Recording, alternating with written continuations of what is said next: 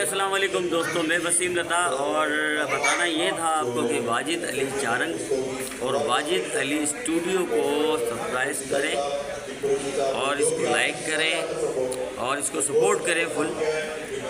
मैं भी इंशाल्लाह स्टूडियो में ज़रूर आऊँगा और मैं बहुत सारे अपने गाने जो है उसमें रिकॉर्ड करवाऊँगा आकर।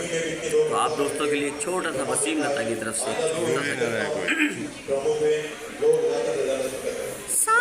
सारी रात मुझे किसने जगाया, जैसे कोई सपना, जैसे कोई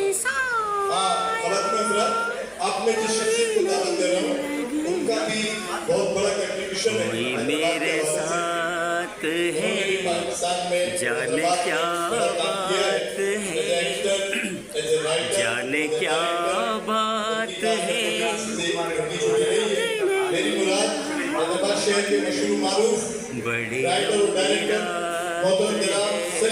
जी, तो यकीन दोस्तों को बहुत अच्छा लगा होगा ये गीत मेरा, क्योंकि मेरा गला भी थोड़ा सा बैठा हुआ है।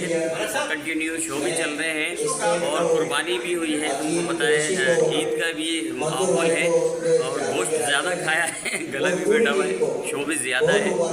इंशाल्लाह ताला मिलेंगे स्टूडियो में वाजिद अली भाई के।